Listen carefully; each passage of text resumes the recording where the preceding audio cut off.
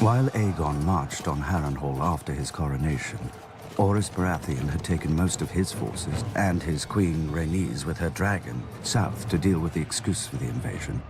Argilac the Arrogant, king of the Stormlands. Argilac had his seat at Storm's End, a castle considered the most impregnable in Westeros after Harrenhal. Argilac may have been arrogant, but he wasn't stupid or a coward. His lords advised him to shut his gates and wait out the siege. But he'd heard what had happened at Harrenhal and refused to die a suckling pig cooked in his own castle. He would meet victory or defeat the same way, with sword in hand. He called his banners and marched to meet Orys Baratheon in the field. Thanks to Rhaenyra's dragon, Meraxes, Orys knew Argilac was coming, how many men he had, and how fast he marched. So Orys simply seized the high ground and dug in on the hills to wait for Argilac. As the two armies approached, the wind rose to meet them and the rain poured from the sky, a gale which would give the battle its name, the Last Storm. King Argilac's lords urged him to wait for the weather to die down. But a Storm King saw that the rain was blowing into the faces of the Baratheon men on their hills.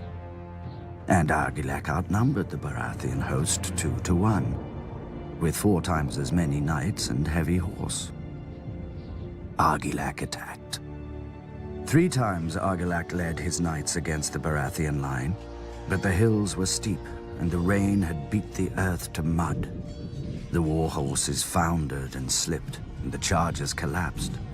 The battle seemed lost, until Argilac ordered his spearmen up the hill. Blinded by the rain, the Baratheons didn't see them until it was too late. One hill fell, then another, and another, until only one remained in the Baratheon center. If Argilac could break through there, he could split the invading army and flank both halves. Argilac and his men charged, and the Baratheon line broke, revealing Queen Rhaenys and Meraxes. Argilac's vanguard burst into flame and his men panicked. The victory charge fell into chaos, and Argilac himself was thrown from his horse. But he didn't yield. When Orys Baratheon arrived, he found the old king holding off 6 men, another 6 dead at his feet. Orys dismounted to meet the king on equal footing and offered Argilac one final chance to yield. Argilac cursed him instead. As the storm raged around them, the grizzled old warrior and the bearded upstart fought for life and kingdom. In the end, Argilac got his wish. He died, sword in hand. As word of Argilac's death spread, his lords and knights threw down their swords and fled. Orys and his vanguard rode to Storm's End to claim Argilac's castle for Aegon, only to find the gates barred and the walls manned. Argilac's daughter had assumed his crown, and the new Storm Queen was as fond of yielding as her father. She declared that Orys would win only bones, blood, and ashes here. But her men were weaker than her, and that night Orys found Argilac's daughter delivered, gagged, chained, and naked to his camp. Argilac had refused to give Orys her hand. Now Orys could have any part of her he wished.